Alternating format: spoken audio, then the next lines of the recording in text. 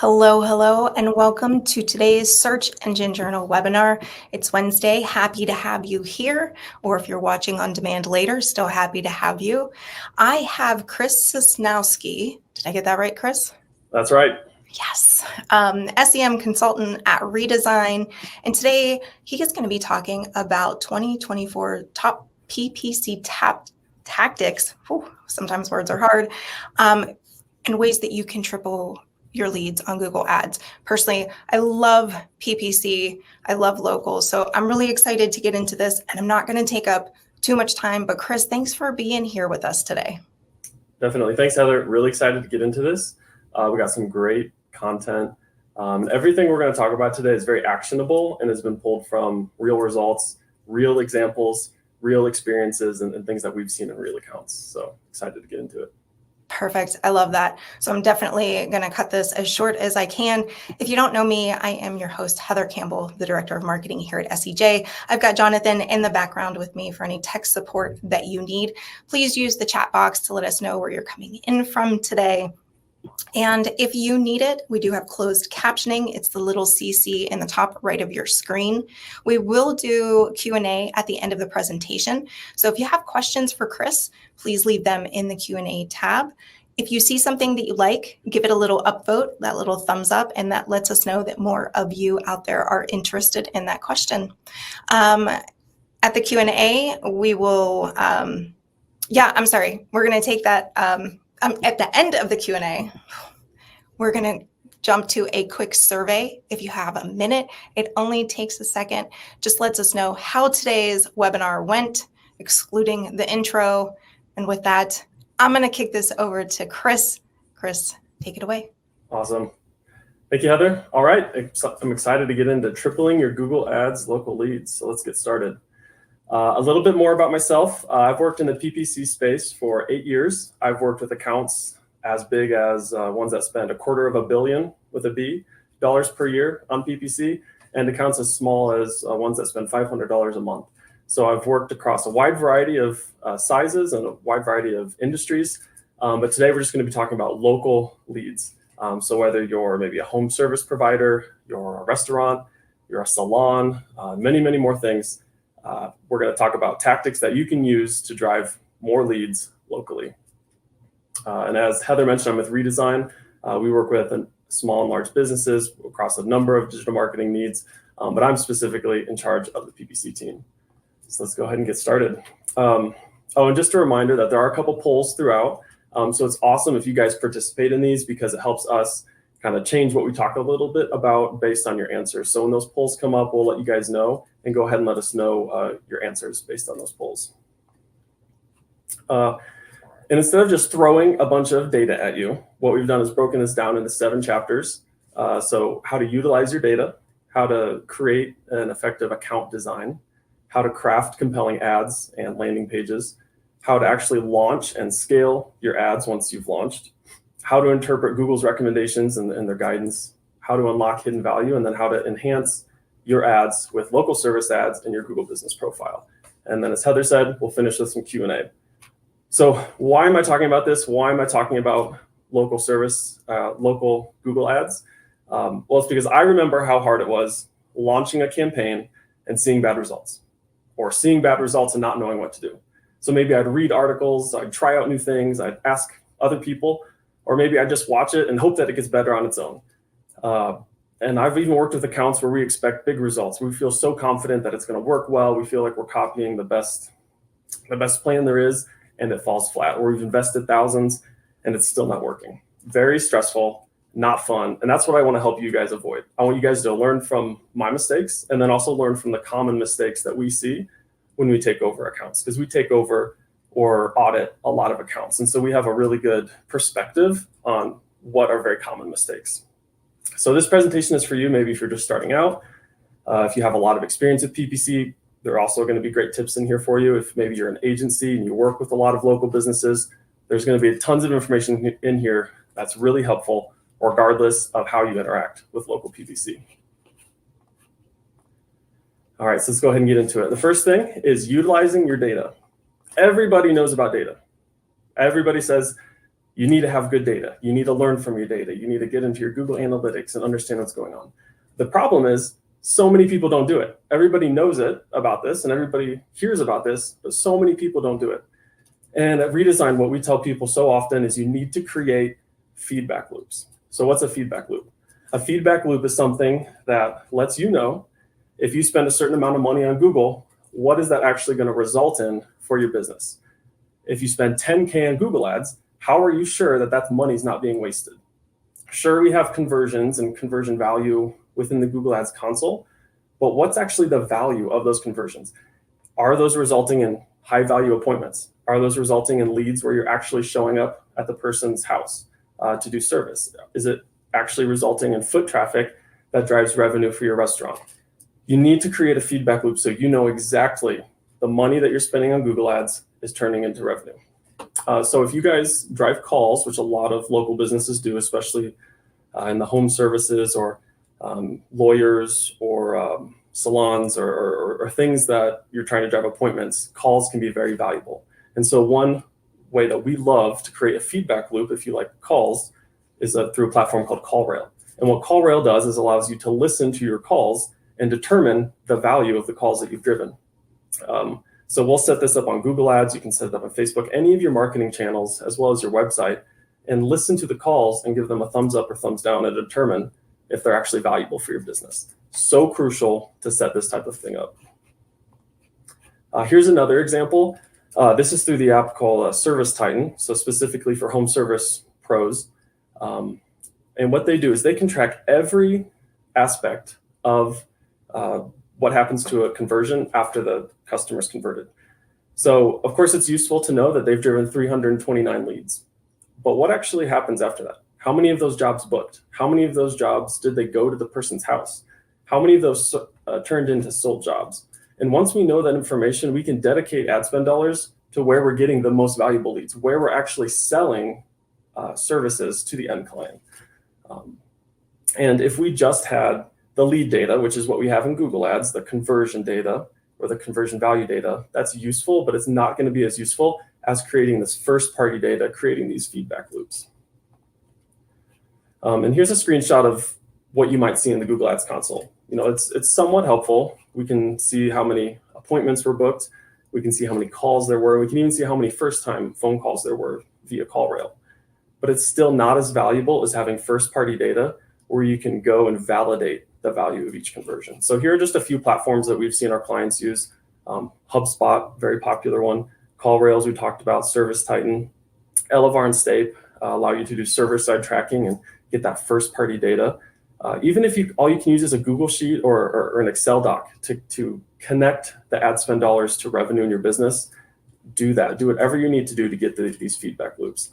WooCommerce and Shopify, of course, are very useful and necessary for an e-commerce business. All right, so as we said, there's going to be some polls. If you guys can, we're going to launch the poll now. Great. What part of PPC are you struggling with the most right now? So that should pop up for most people. If not, you can find that in the polls tab. And then Chris, that'll take a few seconds just for them to start coming through. Awesome. There we go. So we're seeing about 54% saying, how can I increase conversions? Great. I'll leave that up for another minute or so. 10 seconds, 15 seconds for people to chime in. Great. Well, this is great to see. We'll be talking about this in a few slides, so that's perfect. How you can increase conversions specifically. CPA, always a big one. Getting tons of conversions are great, but not if you're paying a lot for each conversion. Okay, cool. Seems like we have a pretty good consensus then, how to increase conversions. All right, so this will be perfect then. As we jump into effective campaign design, we have what has for us been a tried and true approach to launch campaigns, to launch accounts, especially in the home services space. But this is very applicable to many local services or local industries. And that's our three-prong approach. We launch with a non-brand search campaign, a brand search campaign, and PMAX. So let me talk a little bit about each of those. So your non-brand search is your traditional search. You're going to usually be able to drive your highest value conversions through your non-brand search campaign. However, because they're generally more valuable and you have more control, you're going to have to pay more for those. And so often we will see that the CPA is higher, but that's okay because we know that those conversions are valuable through our feedback loops and through our first-party data. From there, we'll launch our brand campaign. And this, we don't always launch brand, but generally speaking, we will. And the reason for this is because there are often competitors who will show up on your brand and pull those conversions away from you. And you will always be able to bid on your own brand cheaper than your competitors. So it's nice just to bid on your brand and push those competitors out. Generally speaking, we'll launch that with something like maximize clicks. Sometimes we'll do manual CPC if it's a large brand account, or maybe target impression share. But maximize clicks, generally speaking, because it's so cheap, is just a good, easy way to do that. And then third, we'll launch with PMAX. And in local industries, we'll see this work. It's kind of a 50-50 split. 50% of the time, it's rock solid. It's driving tons of really great conversions. Half of the time, it might drive spam, calls for competitors, calls that we don't really want to see. And like going back to our first point, the way we validate that is through something like CallRail or through first-party data. But we'll also launch that with maximized conversions or maximized conversion value. But the key here is to launch with this very solid base, this three-prong approach, and then learn from your data. Lean in where things are working well and pull ad spend away from things that aren't working. And from here, you can also test. If you've heard that a demand gen campaign works really well, or you want to break out multiple non-brand campaigns because you have multiple services like roofing and gutters, and maybe you have siding and an HVAC vertical, you can start to break those out. But starting with a very simple approach and then expanding from there is what we've found to be most successful. And then the last point here, even though we'll launch with maximized conversions or conversion value, we'll generally switch that over to a TCPA or a TROAS once we have enough conversions. Maybe that'll be 15, 20 conversions, or waiting 1 or 2 weeks, whichever comes later. The key here, as I said, is to start with what works and then test new ideas. So often we'll work with a new client who's so excited to try out a new strategy. They've heard that this great thing is working because they read on an article that it could work, or maybe Google's pushing this new product really hard, and so they're really excited about it. The key is to start with what works. Do whatever you have to do to find out what's already working in your industry, and even better, find out what's working in your market. Copy that, and then from there, test new ideas. Don't try to reinvent the wheel from the start. Because it's very hard to learn from that spot. It's much easier to learn from something that's working well and then expand from there. And like I keep harping on, use data to validate your strategies. If you want to test a new strategy, that's great, but use data to validate that it's actually working well. All right, what about keywords? This one's pretty simple. We love using the keyword planning tool. We'll center in on our geographical area, usually a little broader than the area that the client wants to target. And then we'll select an abundance of keywords. And so what I mean by that is it's actually a little easier to start with too many relevant keywords, sticking those into 1 or 2 ad groups, and then to pare them down based on the value that those keywords bring you. I do want to point out that it's very helpful to look at the low range and the high range of CPCs in the keyword planning tool. And the reason for this is because it's helpful to kind of gauge where you're at. Am I spending too much, or am I kind of have I landed in a good spot? And we will often find that when you launch a new campaign, you will be in that high range because Google has to learn. It has to go out and see how the market reacts to your brand in your market for your vertical. And that's going to cost a little bit more money. But as Google learns, we have found that it moves down to the low range, which is great. So you can use this as a pretty good gauge. If my account's doing well, I should be moving towards that low range. All right, we get a ton of questions about match types. And if you guys look through these, you will see that they all disagree with each other. And the funny thing is they're all right in their own ways. Some people will say broad match does amazing. Other people will say broad match is awful. Some people will say I only do broad match if I have hundreds and hundreds of negatives. The thing is these can all work, and it changes by industry. In e-commerce with TROAS, we will see broad match work wonders. I've worked with large accounts where broad match with TROAS with great revenue data was amazing. And we would add negatives here and there, but it figured out the most valuable terms on its own. in home services, for example, broad match does not work very well. We've noticed that it pulls in a lot of competitors. It might pull, if you're an electrician, it might pull in like a utility company, because Google sees that as very engaged users who go to your site and call. But when we listen to the calls, we've realized that they're not very valuable. So you have to, this is why it's so important to figure out what's already working. When in doubt, start with phrase and exact with negatives, and then test into broad. But what's most important is to figure out what's working and to figure out what works best for you. And give Google some time to learn. If broad's not working for you right away, but you know that you're passing it great data, give it a little bit of time. It might figure it out. But the key here is to have great data, to test, and to validate your theories. All right, moving into ads and landing pages. So here are just a few things that we've learned that work really well in ads, things that Google likes to see, where it rates the ads a little bit better, which isn't as important. But most importantly, where we've seen click-through rate increase and where we've noticed our ads are better than the ads around it in the SERP. The first is to use numbers. And what we mean by that is use things like $99 off same-day service or 24/7 emergency service. Or if you're the top rated, say #1 XYZ in our city, things like that. Numbers are very helpful because they break up the headlines, they break up the descriptions, and they help the brain absorb more information. Use very simple deals. In home services, for example, we'll have clients come to us and say, okay, I'm going to launch a deal where if you buy a furnace, I'll give you an AC and I'll install a smart thermostat, and we'll also do 2 free tune-ups. That's way too long to put in an ad, very confusing and not quickly absorbed by a customer. So use very simple deals like $99 off same-day service, free estimates, very simple. The third thing we recommend is looking at the ads next to yours. Do a quick search and see what other people are doing. What stands out to you? Where is there opportunity to set your ad apart from the others? And implement that in your ad. The nice thing with RSAs is you can upload everything you think might work, and then Google will start to select what works for you. Connect your Google business profile. Speak to the concerns of your user. If you have people complaining that they're so tired of huge appointment windows, like, okay, our plumber will show up anytime between 8 and 2, and therefore customers can't plan. Say, we don't have huge appointment windows. We'll call 45 minutes before we come, and we'll show up within this 2-hour slot guaranteed. Make it very simple and clear that you are meeting their concerns. Mention your location. This is huge.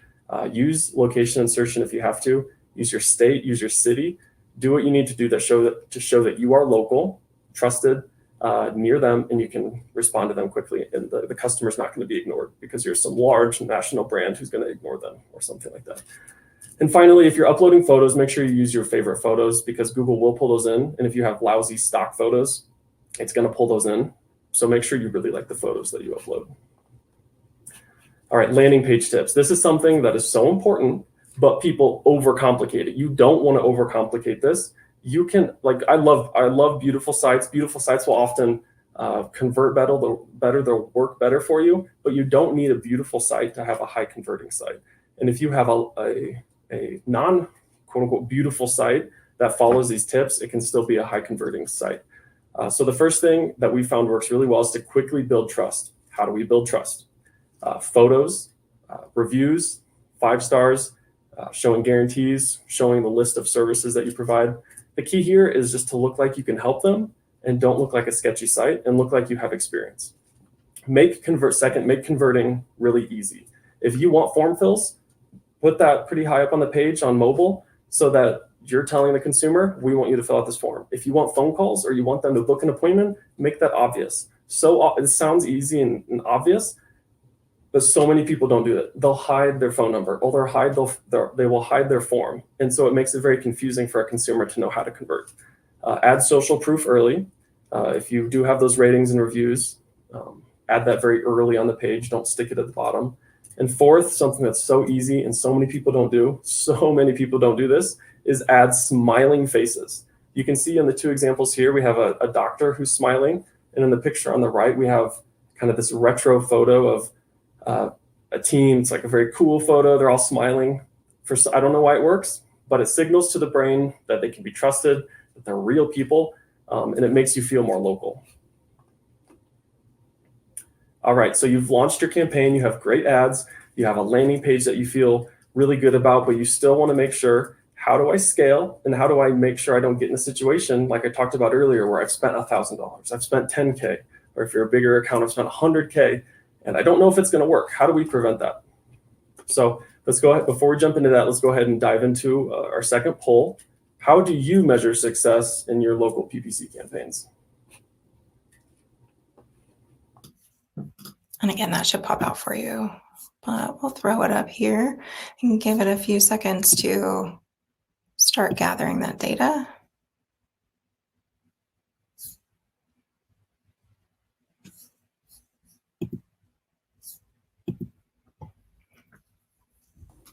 There we go.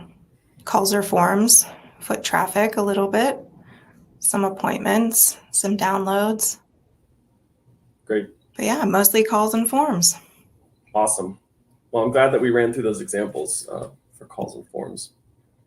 And yeah, if you guys are driving calls, get CallRail or Service Titan or something you guys can use to understand the value of those calls. The worst thing that can happen is to feel like your account is doing well, to pour more money into it, and then to only find out that the conversions were not valuable. So be listening to those calls and look at the forms and make sure that they turn into revenue for your business. All right, the key here, so as a reminder, what we're talking about is how to launch and scale. And this is challenging, and this is where it can be really helpful to have an expert in your ear helping you through this process. The key here is to give the algorithm freedom, but minimize Google's time spent optimizing on bad data. So let's explain that a little bit. You don't want to constrict the algorithm too much with thousands of negative keywords, for example, or to have one bad day and start making changes. That's going to restrict the algorithm and it's going to challenge the learning process. However, if you notice that Google's consistently optimizing on bad data, you want to make a change. You've probably heard the expression, you can't teach an old dog new tricks. Google's algorithm, while you can teach it new tricks, it will be very costly and time consuming to do so.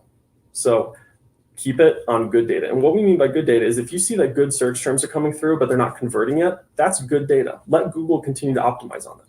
If, however, you see that the search terms are completely irrelevant, they're all for competitors, or they're for an industry unrelated to yours, or you accidentally started pulling in a product that you didn't realize could be pulled in on your search terms, start excluding those right away. And if you need to make a change to the bidding algorithm, but give it as much freedom as you can, as long as it's not optimizing on a lot of bad data. So what this will feel like is if you've ever tried to train a horse, might have this wild bucking bronco. It's going crazy. It doesn't want you messing with it. It wants to be free, right? But what you want to turn that into is a workhorse. And by giving the algorithm freedom to learn, but keeping it off of that bad data, you will turn it into a workhorse. And you want to get through this process as quickly as possible, but those first couple weeks will be a wild ride. And so here's an actual example of a client. It was a relatively small client, and they wanted to drive phone calls. So you can see here in the first 2 weeks, they drove almost no calls. And by the end of the second week, their CPA was above $1,000. That would be abysmal. That we would not want that long term. But because of our experience, and we see this very often, we told the client, like, hey, we're optimizing on good data. We see good search terms coming through. Let's just hang in there. And you can see almost to the, exactly on the beginning of the third week, calls spiked and CPA fell. And it was very consistent after that. And if the client had quit at the end of 2 weeks, it was it was a huge failure. Google Ads doesn't work for me. I can't believe I wasted all that money. But they stuck with it. They went through that learning period. And now it turned into a workhorse very quickly. And this might take 2 weeks. It might take 3 or 4. The key is that you see Google making progress and that it's learning on that good data. When should you change your strategy, however? If you don't see any conversions coming through or no leading indicators of a conversion going to come through, such as like, hey, we're getting some calls, they're pretty good, but it's not exactly what I want to see. That's okay. At least we're getting the right calls. But if they're all bad, it's definitely not what you want to be optimizing towards. Let's make a strategy shift.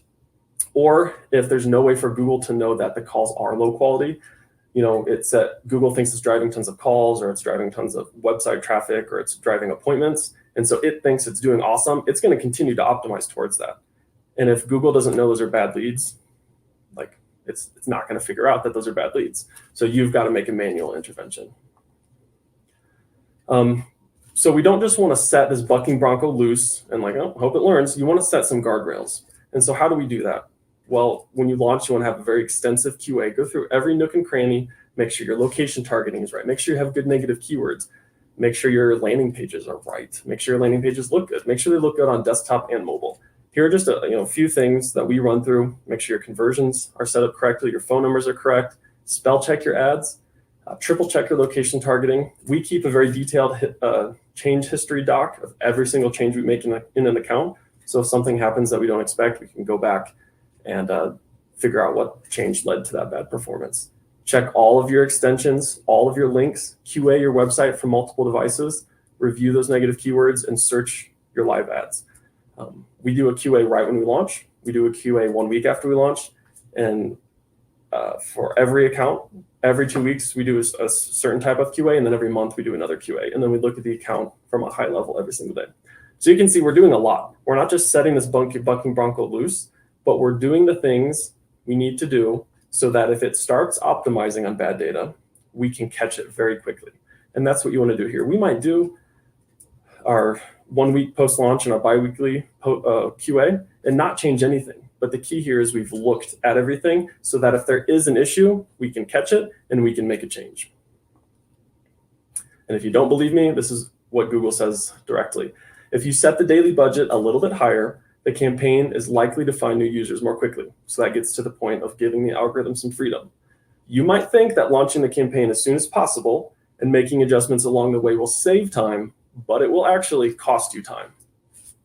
So it's so important to only make the changes you think you need to make to keep it off of that bad data and nothing more. All right. If you go into your recommendations tab on Google Ads, or you've hopped on a call with a Google rep, you've certainly been inundated with lots of recommendations. It can be very hard and very difficult to figure out what you should implement. There's one key thought here that you should remember whenever you're looking at these recommendations. Will this recommendation help, or could it hurt my campaign? If it could hurt, test it and watch it closely. So what do we mean by this? If you go into the recommendations tab and it recommends you should add 100 keywords, okay, well, look at those keywords. Are they obvious to add? If you're a plumber and it says plumbing contractors near me, that's obviously going to help you. If it's water heater, nothing more, well, that could hurt you. It could go, you could start optimizing on a bunch of irrelevant data. So add it, maybe as a phrase match or an exact match, and watch it and see what happens, and use that first party data to validate if that keyword is actually working for you.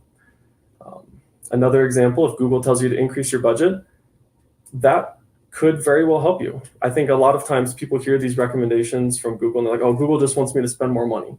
Not necessarily. Sometimes like Google will be recommending you to spend more money because it really will help you, because it knows that there are more conversions available for you.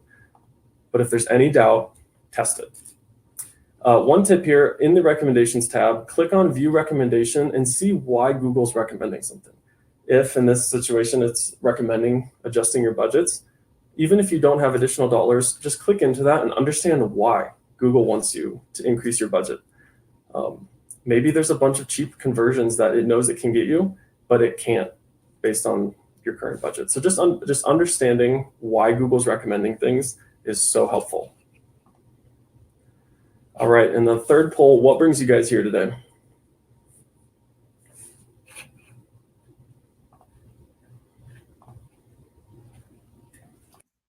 Okay, so while that one is coming up, we've got some good questions. So I'm excited, for when we get to the Q&A part, Chris. Awesome. Me too. Yeah.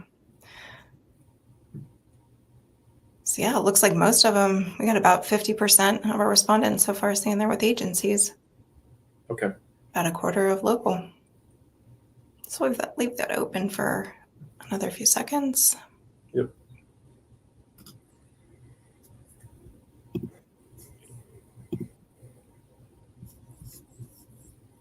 All right. It's all yours, Okay. Chris. Awesome. So since we have so many agencies working with local businesses, I'm really glad that we're talking about a variety of situations, and I'm really glad that we're talking about testing things, because you might have, for example, a client where PMAX works wonders, and another client where it doesn't. And that's where having that first party data to go and talk to your customers and say, hey, this is why we made this strategy shift. This is why we're doing what we're doing, because we can see directly in the data how it's helping you. And I can list the number of times that people have come to us and said, my ads aren't working, but we were able to go into Colruyt or go into Service Titan or go into something like that and say, actually, like, it's driving the most leads for your business right now. So you say it's not working, but we have the data here to show you that it is working for you. All right, jumping into how to unlock hidden value. Something that we really want to convey to a client when they start working with us is to, especially if they're a business owner, to take a step back and look at all their marketing channels from a holistic perspective. So I want to walk through a real example of an experience that I've gone through verbatim and that I know lots of other people go through. So let's say I'll eventually be in the market for a water heater, and we're talking about a plumber. So this plumber has billboards and they send out mailers. So they're advertising to customers who aren't in market yet. They aren't in market for services, but they're sort of building that brand awareness. Lots of time goes by. And then finally, somebody like me is in market. The water coming out of my water heater is no longer as warm as it used to be, and I'm getting a little nervous. So I do a quick search on Google, water heater not working, and their ad comes up. And I recognize the ad because I've seen the billboard, I've seen the mailer that they've sent to my house. So I click on their ad and I go to their website. And I was like, okay, these guys can do what I need to. Awesome. I don't have time to have a plumber come to my house this week, and my water's still kind of hot. So I don't take any action. I do look at their Google business profile. I see some reviews. I'm like, oh, we got some solid reviews here. I see that they've got lots of reviews and they've done a lot of service recently, and they've got some nice pictures. So everything up to this point says this is a good business. I could work with them at some point, but I'm not ready to yet. So a couple days go by, and then I decide to call them and just get a price. Hey, I'm traveling right now. I don't have time, but what would it cost if you guys were to put a new water heater in? But I don't convert. Okay. And then they send me a coupon via email. It's not even related to the service that I wanted for water heaters, but it reminds me that business exists. And so a couple more days go by. I'm like, okay, I'm ready for this water heater. So I search their brand name, I click on their ad, or maybe I go directly to their website, and then I call and then I convert. If I was just looking, I had a very short conversion window and was just looking at what happened that day, and let's say I went directly to the website, none of the marketing I had done up to that point would get credit. But all of that marketing was so important up to the conversion point. If I had not seen that original paid ad a week or two prior, I may have not converted in the end. And so it's so important to have this holistic perspective. Even if you're not seeing conversions right away, understand, is this at least driving the traffic that could lead to a conversion? But we don't want to forget about the small conversion window. You need to be ROI positive on those short conversion windows. But as a business owner, you need to have that holistic perspective, especially with PPC. And I'll go through this quickly. We could do a whole webinar on this. But if you're a business owner or you're an agency, help your clients think about LTV. Think about that long-term value. You usually need some sort of CRM in place to understand this, but Google Analytics even has some ways to understand this if you have good revenue data in Google Analytics. And you can see here, basically what's happening is within 30 days, the average revenue per consumer jumps from 15 to, what would that be, about, let's say $25, so 68% growth. And after that, it jumps another 22%. So if we just looked the first day, we would be cutting ourselves so short from the revenue that will be driven from our current ad spend. And a lot of our clients use a 30-day conversion window. That's a good conversion window to use. And let's say Google Ads does include that 68% growth in revenue. That's great. But as a business owner, you need to know that there's still 22% growth in your revenue after that. You don't have to include that in your Google Ads reporting, but that's something you should be aware of. That if I cut off my Google Ads spend, I'm not going to be missing out on today's revenue. I'll be missing out on revenue that will come 30 days from now, 60 days from now, or 90 days from now.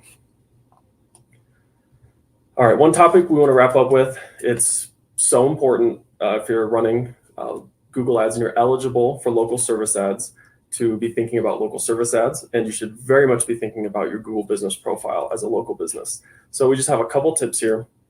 One thing we have seen is that the more cross-channel efforts you do, for some reason, generally speaking, the better your ads tend to do. It could be just because of that brand awareness. They've seen a billboard, they've heard you on the radio, they've seen a digital ad. And so they recognize your ad when it pops up. But we've just seen this time and time again, businesses that are doing multiple marketing efforts, their ads perform better. So a few tips here. Know your search results well. Review your search results regularly. Type in your business name. Type in non-brand terms that should bring up your business. And look at what your ad looks like compared to the ads around it. What it looks like compared to the map that pops up. How are your ads popping up, and should you be making changes to your ads to improve that experience? Use many channels, as we talked about.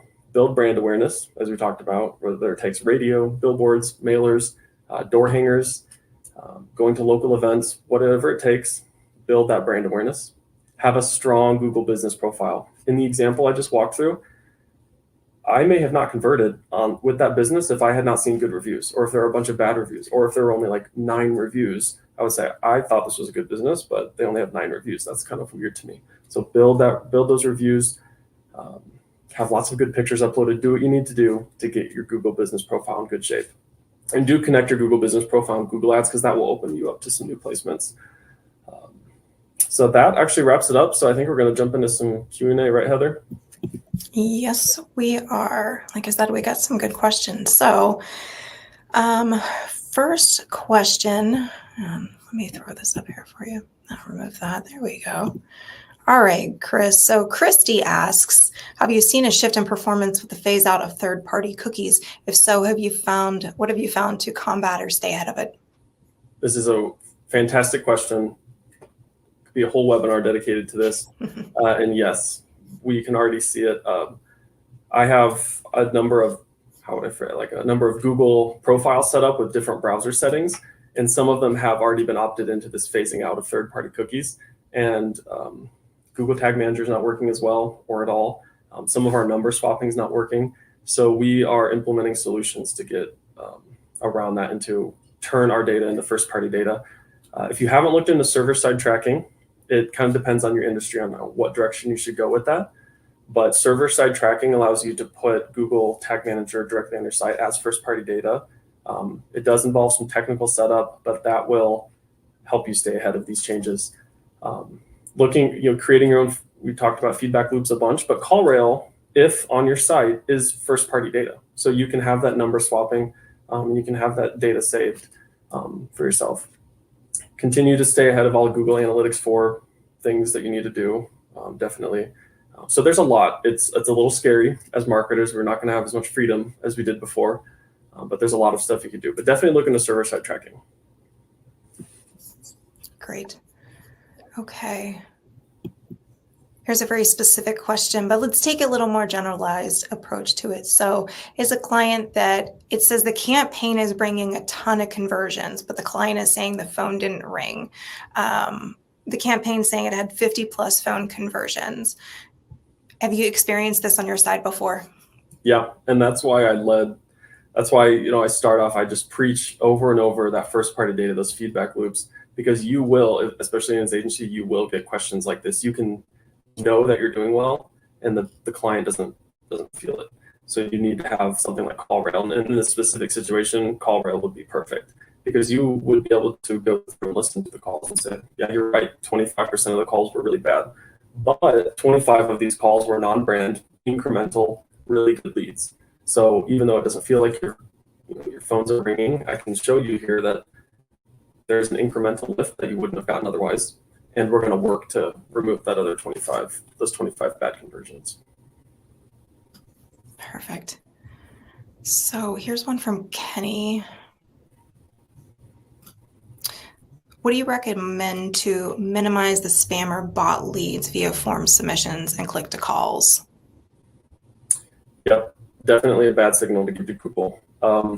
Form submits can be tough. I would first look to where your ads are showing up. If you're using PMax or a bunch of display, especially on display, go in and see what websites you're showing up on. If it's a bunch of gaming websites, for example, like websites you go to play games, that's going to increase your spam and your bot leads, or leads where people just click on it because they think they're going to get some sort of credit or it's going to help them in the game that they're playing. So look at where your ads are showing. On the actual website, implementing CAPTCHA or reCAPTCHA is helpful. But forms can be difficult. That's why calls, especially calls from your website, tend to be more valuable. And something we evaluate is for success, a success metric we look at is calls that are over 60 seconds that were first-time callers, which is something you can very easily do in something like CallRail. That will help you determine if they're valuable. But yeah, spam bot leads can be tough. But reCAPTCHA we found to be helpful, and then just looking at the sites that we're using and removing any of the bad ones. Perfect. Thanks for that, Chris. And you broke up a little bit, but it sounded like you said with CallRail, you're able to capture first-time callers with over 60 seconds as a conversion, right? Yeah. Yep. That's one thing we love about CallRail is you can segment your calls into all these different categories. First-time callers, repeat callers. Did the call only last 30 seconds? Did it last 90 seconds? Did the client give it a thumbs up, a thumbs down? There's so many ways you can break down your call quality. Awesome. Yeah. CallRail is a regular guest here on our webinar, so love to hear that. Okay, let's see. So here's another one from Christy. Have you combated the changes to exact match and its effect on SQLs or MQLs? Are you seeing anything with that? Have you combated the changes to exact match? I guess probably referring to how exact match is a lot broader. Okay. Yes, exact match is broader, and I would expect that to continue. That's been a thing for the 8 years that I've been working in PPC. And so a couple years ago, we stopped looking at exact match as exact match, and we sort of look at it as 3 categories. Exact match is going to get the most relevant or most specific to the term that you upload. Phrase is not actually phrase, it's just kind of opening up that lever a little bit. Terms that could not include your phrase at all, but they'll still be mostly relevant. And then broad is the most open. So I wouldn't like the terminology that Google uses is exact phrase and broad is still there because was actually like how it worked 10 years ago. But I would not think about exact phrase and broad as exact phrase and broad anymore. I would think about it in terms of how aggressive do we want to be with Google's freedom, I guess is a good way to put that. That's a great way to put that. And yes, I worked in PPC back when the exact phrase and broad were just exactly those. All right.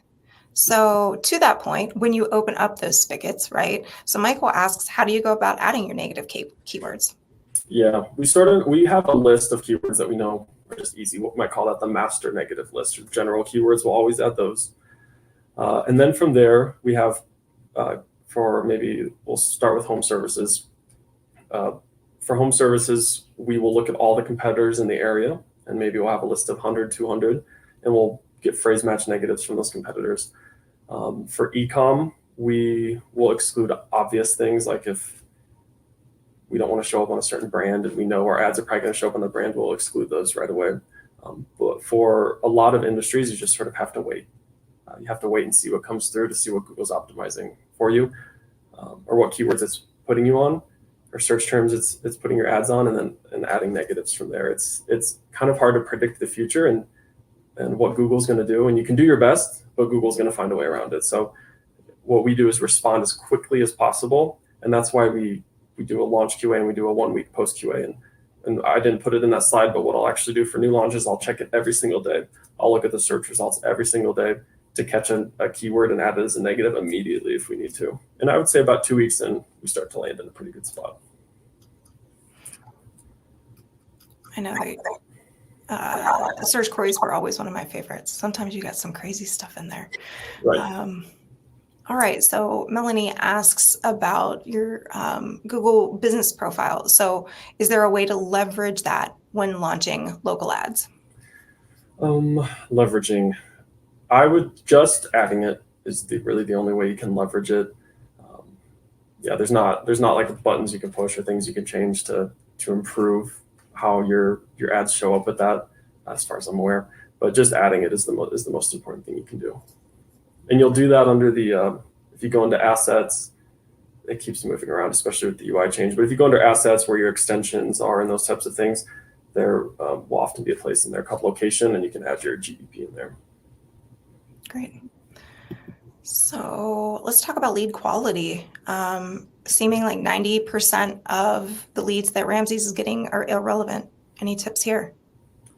Yeah, you kind of have to make a decision for how you have to decide how far you are down the road. If you are 3 months in on a campaign that's driving a bunch of cruddy leads, it's going to be hard to steer that ship in a different direction. So you might want to launch a new campaign and just start fresh. And that's where the things I talked about today are so crucial. Your feedback loops, your first party data, catching issues quickly, setting guardrails, because you want to keep Google moving on that, on those right terms. Good ways to increase lead quality. Just your standard Google optimization. So your search terms, making sure you're showing up on the right search terms. Look at your locations. Maybe you're spending 90% of your budget in a city where the leads just aren't converting, but 10% you convert really well. So you should exclude the city that's not working and focus your budget on the city that is working. Just knowing that you're getting lots of leads that are irrelevant is a good starting point. And also play around with different campaign types. One thing I would look at is, are you spending most of your money on a smart campaign or PMAX where you have less control? Well, there's not going to be a lot you can do. So if on a PMAX or a smart campaign, so maybe try shifting your budget over to non-brand, and you're going to have to go through that learning period again. It's going to be rough, but you're going to have more control to get rid of those 90% irrelevant leads. So with that, you mentioned running on branded terms. Is it recommended to launch a branded campaign with max conversions? No, we do not like doing that. So I would not say it's recommended, but I do hear people say it. And the reason is because, especially if you're a local business, it's nice to have a very solid impression share metric, and to know, hey, we always show up on 90% of our brand, or we always show up on 70% of our brand searches. With maximized conversions, we have found that percent will change, and we know we can convert pretty well on brand. So we care more about knowing the target impression share that we show up on. I do think there's also a little bit of risk with the smart bidding strategies for Google to sort of bid you up on your own brand. It's something you'd want to test, especially if you have a huge brand account, like if you're a big brand, but we're not really talking about that today since we're talking about local businesses. So I would recommend maximize clicks, target impression share, or manual CPC. If you feel like Google's bidding you up on your own brand, switch to manual CPC. But I would recommend maximize clicks or target impression share over maximize conversions. Perfect. Thanks for that. Okay. Antonia asks, B2B local, same strategies as what you talked about today? That's a good question. That is so industry dependent. I mean, if you're doing B2B local, I think it would be like some industries, you're not going to have much search volume. So that would be hard to launch. And if you're doing something more like for restaurants, you're doing, what's it called? Like after hours cleaning. That's a common B2B thing where there's a lot of need for that, like restaurant cleaning or office space cleaning, janitorial services. I would say, yeah, everything I talked about today, I think would still be very applicable. Yeah, nothing to add. Nothing to add. Sorry, I was looking for the next question. Sometimes when people thumb them up and down, they shift in the list. So, Sorry. Okay, I know there was a PMAX question. Here we go. Here it is. Bye, Mike. When you have a brand new account, should you launch all campaigns on max clicks until the data conversion starts before going to max conversions? You could. The thing that makes me nervous, and I've done this before, but the reason I don't do it anymore is because as we talked about, you want to tame that bucking bronco and turn it into a workhorse as quickly as possible. If you're switching your bid strategy around, even though you have data on it, and like I understand the logic here, you're getting as much data as you can, you're switching the goal for the algorithm. And what you can get under maximize clicks might not be the same data you want to get for maximize conversions. And not to mention that maximize conversions sort of starts with a maximize clicks strategy to begin with. So I wouldn't recommend it. However, times I have done this are when I launch maximize conversions 2 weeks go by and it's still just not doing anything. I cannot get the campaign to spend. I'll throw it on something like manual CPC or maximize clicks. So that's sort of like a last resort, or something to like jumpstart the system. But I would 9 times out of 10, I would just start with maximize conversions or maximize conversion value if you have that revenue data. So from Kelsey, do you have any recommendations of programs to help with click fraud? Yeah, they exist. There's some good ones. We don't work really closely because on our clients, we haven't had a big issue with click fraud. But I would just do a quick Google search, and I'm sure any of the mainstream ones work well. So from Tyler, do you have any search impression rules of thumb? Yeah, this is a really good question. Brand, we want to maximize it. So 90+%. It's for some reason hard to get 100%, but even if you have all the budget, so 90+%. We have found that on non-brand, after you break through 40, 50, sometimes 60%, the quality changes. So we've sort of found a good, happy place to be like 30 to 50% for non-brand. It's just something we've noticed. I don't know if it's a good rule of thumb. It's just something that we've noticed. So that's helpful if we have a client who comes along and they're at 50% and they want to increase their budget. We can do that, but you might notice a steep decline in quality. Gotcha. So question from Kush, and I'll throw it up here, and I've seen, some other ones.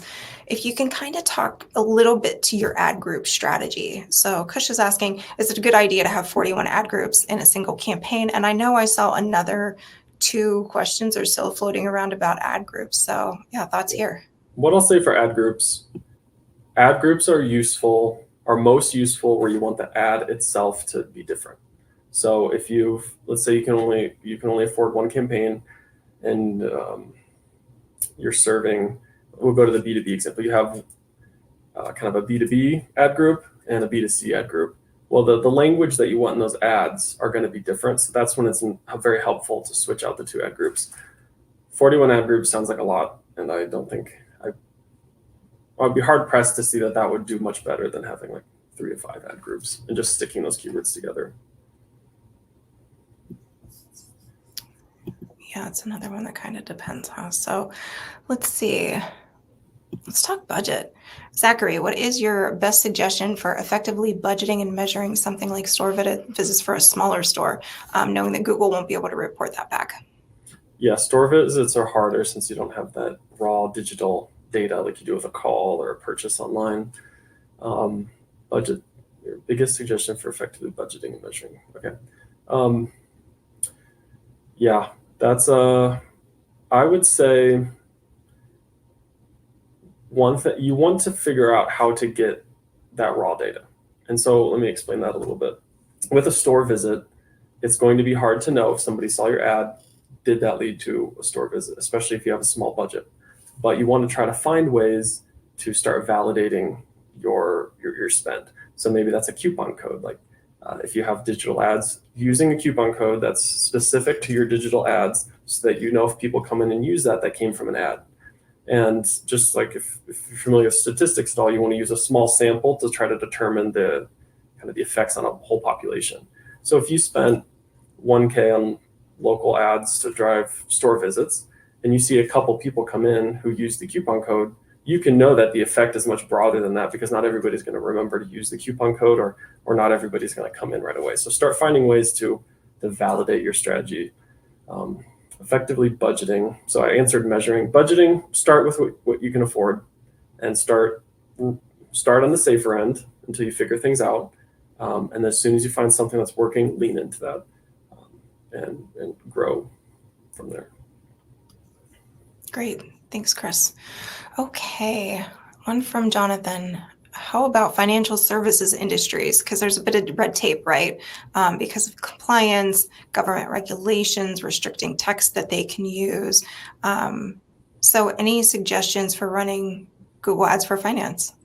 Yeah, I don't have much experience with finance, but yeah, definitely want to follow the rules. And Google Ads, like its own policies, will actually help you be relatively compliant, but just read up on what you can and can't do and go from there.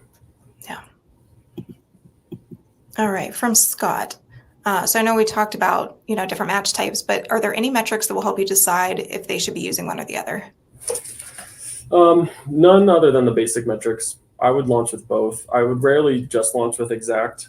I would generally launch with both and then see what happens from there. If phrase is bringing in a bunch of garbage, then you should stick with exact. But I almost never have campaigns only using exact. So you'll generally either do phrase and exact or kind of heavy broad. I'd say those are the two most common approaches. And then Rowan asks, how do I go about targeting dentist services from a hyper-local perspective, brick and mortar, but so much competition? So any advice there? I'd assume this is specific to getting people into your dental office. So no, I think everything in this presentation super applicable to dental.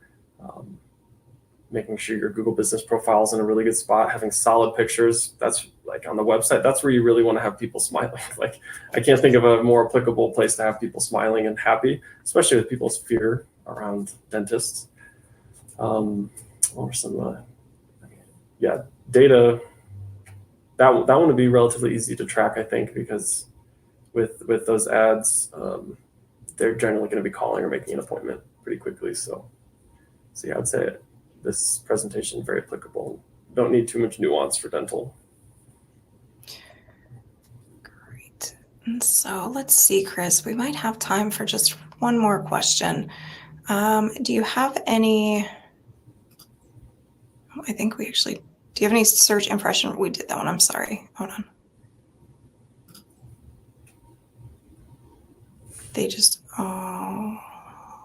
Well, you know what? We might have gone here. This was it. I'm sorry, from Brittany. Do you have any recommendations for setting a target CPA? No, this is a great question.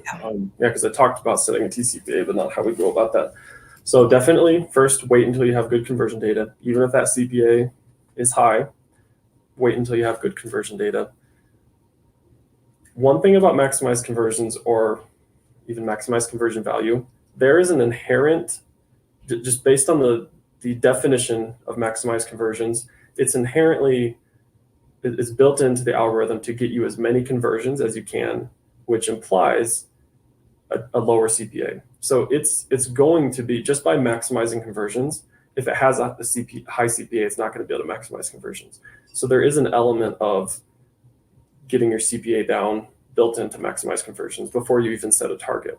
So if you see a high CPA and maximize conversions, don't assume that setting a target CPA is just going to magically fix it, because it already is trying to do that. But once you get, I'd say 15 to 20 minimum conversions, set a target CPA, and we generally set it above what has been, what we've seen so far. So let's say we have a $250 CPA. We'll either set it right at 250 or set it a little above, like 260 or 275. And then we'll wait a couple days, and then we'll bump it down a little bit. And every week, we'll just bump it down a little bit until it gets to where we want. And that way, if you bump it down and volume drops, you've kind of hit your watermark, and then you should stay above that. So start high and then bring it down. All right. And then we'll take one more, and then we'll let you go. All right. Have you used enhanced conversions, and how do you know if they're working or tracking properly? Yeah, we always try to launch with enhanced conversions. It'll generally help your conversion tracking, and Google will tell you if it's working. In fact, it makes it very clear if it's not working. There's a notification in there every day that it's not working. And if you're technically savvy, you can go into your data layer when you submit a conversion, and you can see if the properties that you want to be shown to Google Ads are actually populating. With this, server-side tracking unleashes a lot more. You'll often see a conversion bump. So similar to enhanced conversions, server-side tracking will give you a conversion bump as well. Great. All right, Chris. Well, with that, we're at the top of the hour. I want to thank everybody who joined us today. And Chris, thanks for being here and sharing all of your knowledge with everybody. Yeah, thank you everybody for joining. Hope you guys learned something, and always available for questions. My information is in that deck, which will be sent out, but happy to answer questions. Awesome. And with that, hope you have a great rest of your day, and we will see you at the next SEJ webinar. Bye, everybody. Until next time. Thanks for joining.